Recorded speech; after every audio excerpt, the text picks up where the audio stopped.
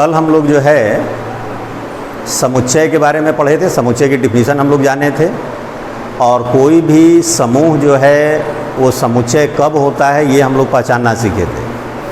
और उसके बाद हम लोगों ने समुच्चय में कौन कौन से सिंबल यूज होते हैं उसको हम लोगों ने सीखा था। तो जितने भी सिंबल थे वो सब आपको याद कर लेना है और उसको जो है अप्लाई करना है क्वेश्चन में, ठीक है। अब आज हम लोग सीखने जा रहे हैं समुच्चय के प्रकार। समुच्चय कितने प्रकार के होते हैं? तो इसमें देखिए एक है आपका रिक्त समुच्चय। क्या है? इसको हम लोग बोलते हैं एम्प्टी सेट,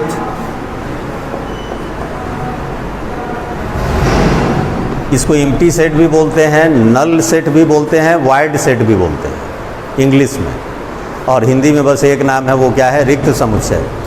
तो देखिए नाम से ही समझ में आ रहा है कि ऐसा समुच्चय जिसमें कोई अवयव न हो उसे हम लोग क्या बोलेंगे? रिक्त समुच्चय।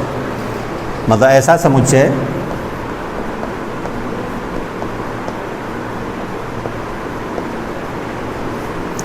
जिसमें कोई अवयव न हो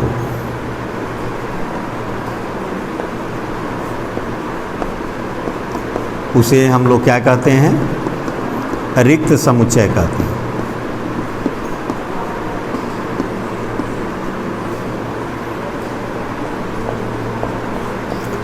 और इसे जो है हम लोग फाई से प्रदर्शित करते हैं। किससे प्रदर्शित करते हैं? फाई से।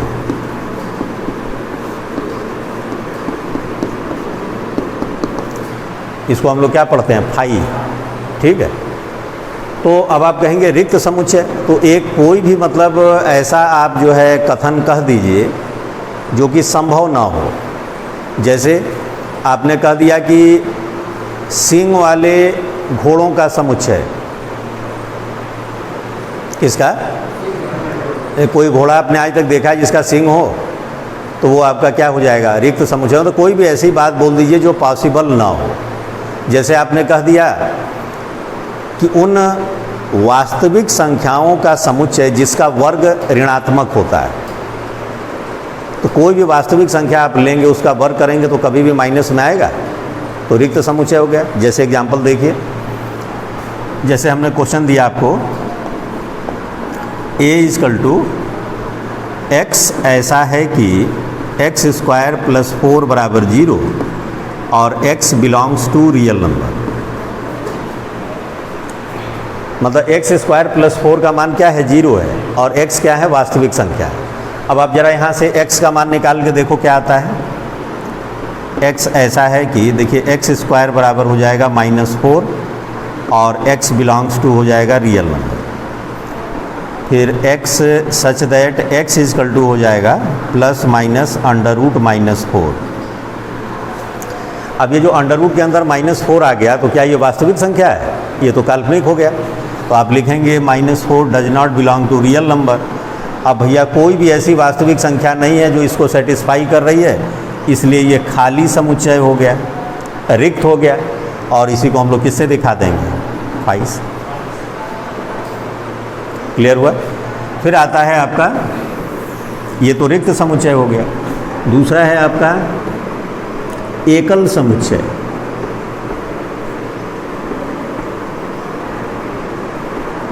इंग्लिश में इसको बोलते हैं सिंगलटन सेट। क्या बोलते हैं? सिंगलटन।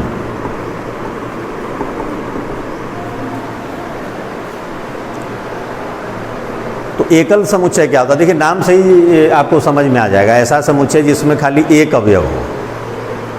ऐसा समुच्चय जिसमें केवल एक अवयव हो वो आपका जो है एकल समुच्चय हो जाएगा। तो ऐसा समुच्चय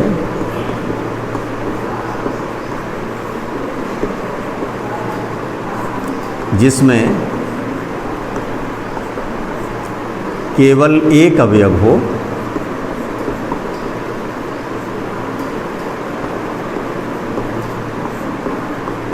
उसे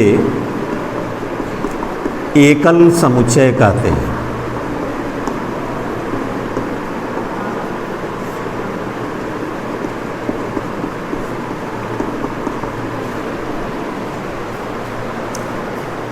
ठीक। अब जैसे इसका एग्जाम्पल क्या हुआ, जैसे इसका एग्जाम्पल हमने लिया a equal to x such that 3 से बड़ा है x और 5 से छोटा है, और x belongs to natural number. मतलब x ऐसा है कि x का मान 3 से बड़ा है और 5 से छोटा है, और x क्या है, एक प्राकृतिक संख्या है। तो अब 3 और 5 के बीच में प्राकृतिक संख्या बताओ कै ठो है, एक ठो खाली है, और वो कौन सा है, बस हो गया।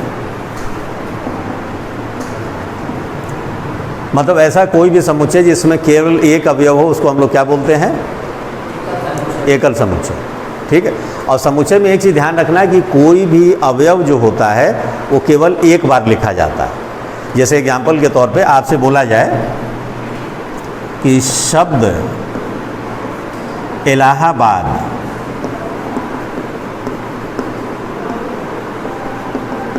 के अक्षरों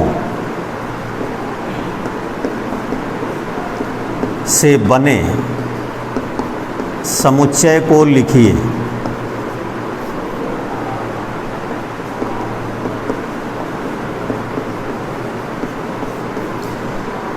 इलाहाबाद जिन अक्षरों से मिलकर बना है, इन अक्षरों से का आपको क्या बनाना है, समुच्चय बनाना। तो मान लीजिए इसके समुच्चय को आपने कैपिटल X से दिखा दिया। किससे दिखा दिया? अब देखो इसमें कितने अक्षर हैं, अब वो भी अलग अलग। तो A हो गया, L H B D, बस। मतलब कोई भी एक अक्षर 2 बार नहीं लिखना, ये रूल है भाई। आपको याद होगा समुच्चय की परिभाषा दी गई थी, तो क्या दी गई थी कि वस्तुओं के सुपरिभाषित समूह या संग्रह को समुच्चय कहते हैं। तो सुपरिभाषित में क्या था कि निश्चित होना चाहिए और अलग अलग होना चाहिए। ठीक है। तो ये जो है देखिए इस तरीके से होता है। तो हम लोगों ने जो है रिक्त समुच्चय सीखा, फिर क्या सीखा, एकल समुच्चय। मतलब कोई भी ऐसी बात बोलो, अब जैसे हम लोग कहते हैं कि भारत की महिला राष्ट्रपति का समुच्चय, भारत की, तो याद करो ना, भारत में कै ठो महिला राष्ट्रपति अभी तक हुई है जानकारी? खाली एक, और वही प्रतिभा देवी सिंह पाटिल। तो वो वो एकल समुच्चय हो। फिर है परिमित समुच्चय। क्या है? परिमित।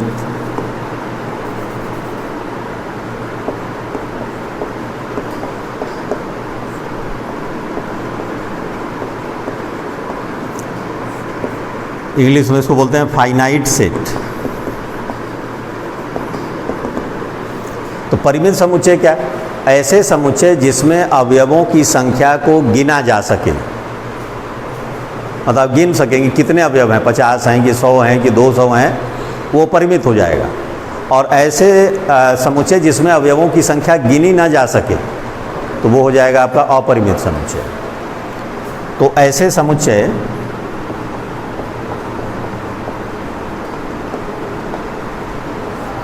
जिनमें अवयवों की संख्या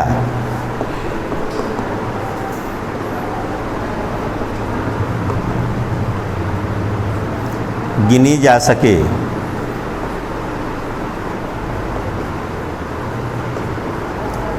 उसे क्या बोलते हैं? परिमित समुच्चय कहते हैं।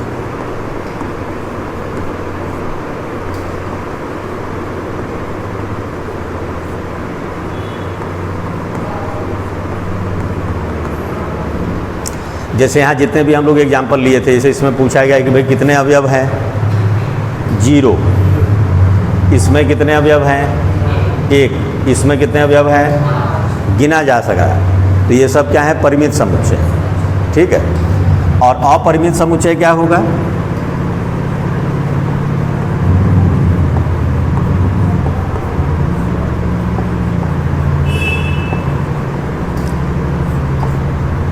Infinite set.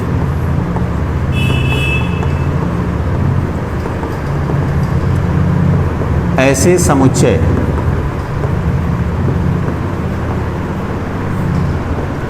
जिनमें अवयवों की संख्या को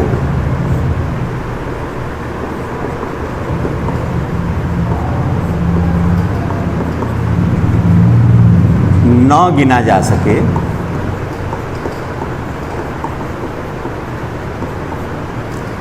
उसे अपरिमित समुच्चय कहते हैं।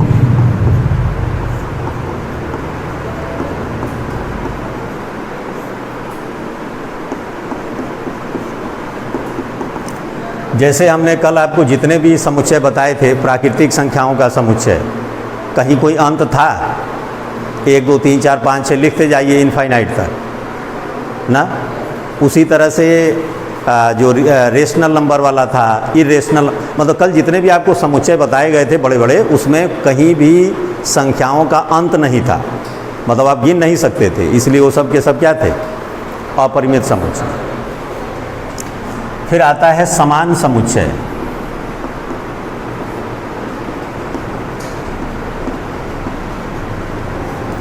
Equal sets.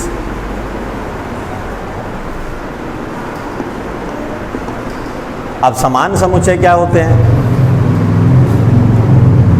अगर हमारे पास A और B दो समुच्चय हैं हमारे पास, तो जो अवयव समुच्चय A में है, अगर सेम वही अवयव समुच्चय B में हो, और जो अवयव समुच्चय B में है वही अवयव समुच्चय A में हो, तो ऐसे समुच्चय को हम लोग कहते हैं समान समुच्चय। जैसे इसको पहले,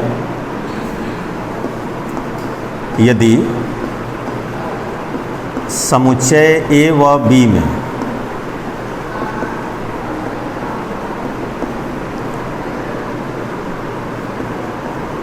ऐसे कर लें, यदि जो अवयव, देखो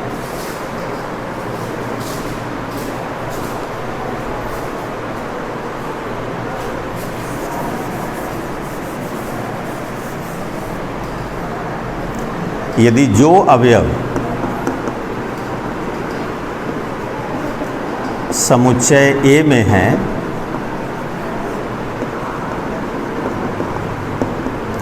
वही समुच्चय B में है,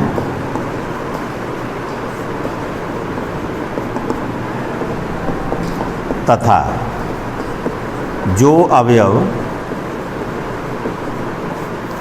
समुच्चय B में है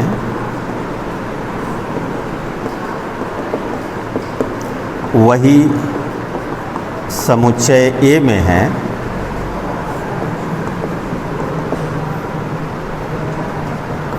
तब A व B समान समुच्चय कहलाते हैं।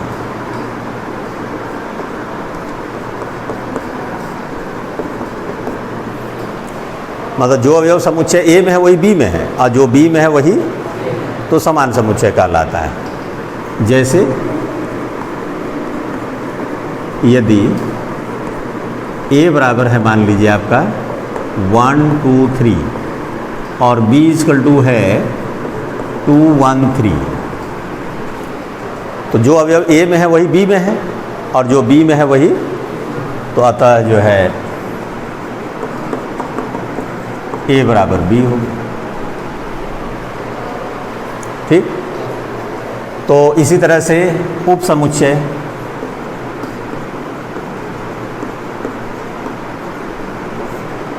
सबसेट्स,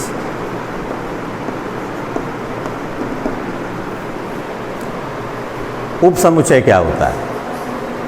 तो उप समुच्चय में है यदि समुच्चय A के सभी अवयव समुच्चय B में हैं,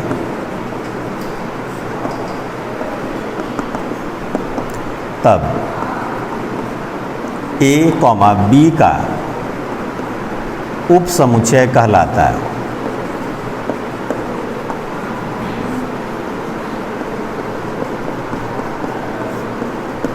तथा इसे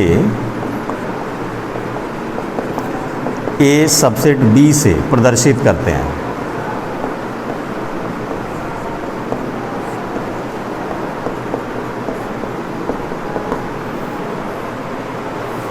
मतलब जो अवयव ए में है वही अवयव बी में होना चाहिए। बी वाले ए में है कि वो ज़रूरी नहीं है, लेकिन जो अवयव ए में है वो किस में होने चाहिए, तो फिर हम बोलते हैं कि ए बी का उपसमुच्चय। जैसे एग्जाम्पल के तौर पर, जैसे ए बराबर आपके पास है 1 2 और बी इक्वल टू क्या है 1 2 3 4। तो देखो ए के सभी अवयव बी में है, तो हम लोग बोलेंगे ए इज सबसेट ऑफ बी। लेकिन क्या बी के सभी अवयव ए में हैं, तो लिखेंगे B is not subset of A. कहानी समझ में आ रही है? तो बहुत सिंपल है, बस आपको जो बताया जा रहा है उसको याद रखते चलना है, ठीक है। अब ये जानना होता है कि किसी भी समुच्चय के कुल कितने उप समुच्चय हो सकते हैं। किसी समुच्चय के कुल कितने उप समुच्चय हो सकते हैं, तो उस पर आते हैं हम लोग। यदि समुच्चय ए में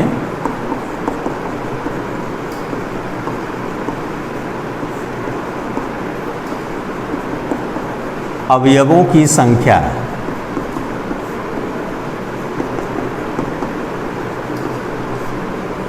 स्मॉल n है, तब A के उप समुच्चयों की संख्या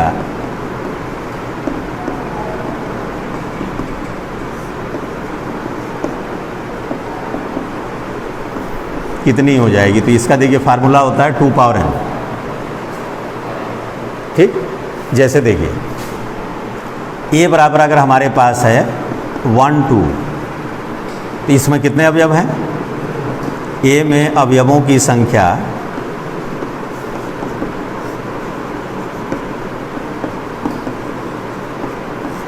n बराबर हो गया 2। अतः A के उप समुच्चयों की संख्या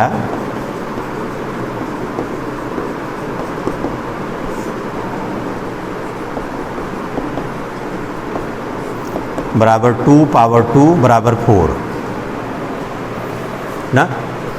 अब कितने उप समुच्चय होंगे, तो कौन कौन से होंगे, अब ये कितने हो गए, 4 हो गए ना। तो अतः A के उप समुच्चय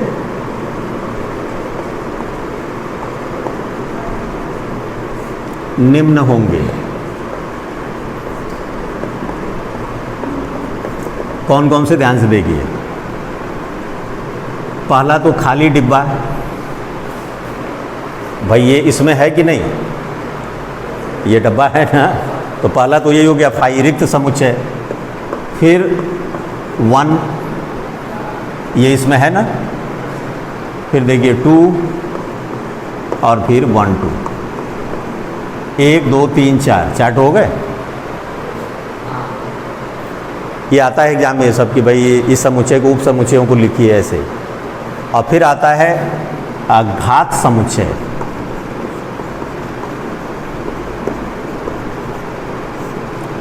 पावर सेट। पावर सेट क्या होता है, देखो किसी भी समुच्चय के जितने भी उप समुच्चय बने ना, इन उप समुच्चयों का समुच्चय बना दीजिए, तो वो बन गया घात समुच्चय। तो किसी समुच्चय A के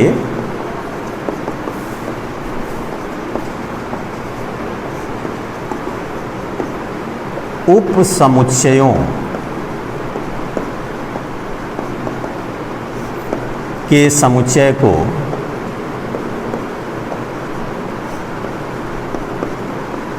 A का घात समुच्चय कहते हैं।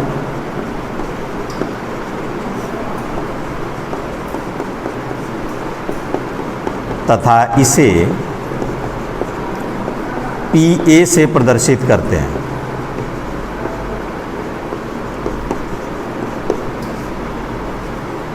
किससे प्रदर्शित करते हैं, तो देखो PA इक्वल टू, जो ऊपर वाला जो हम लोगों का एग्जाम्पल था उसका PA लिखें तो देखो क्या लिखा आएगा, 5 फिर 1 फिर 2 और फिर ऐसे। और इसको सिंबल के रूप में लिखना होता है ना, तो ऐसे लिखा जाता है। कैपिटल एक्स ऐसा है कि एक्स जो है ए का उप समुच्चय है, मतलब किसी भी समुच्चय का घात समुच्चय उस समुच्चय के उप समुच्चयों का समुच्चय होता है। समझ में आई बात? तो पहले इतना नोट कर लो, फिर आगे बताते हैं।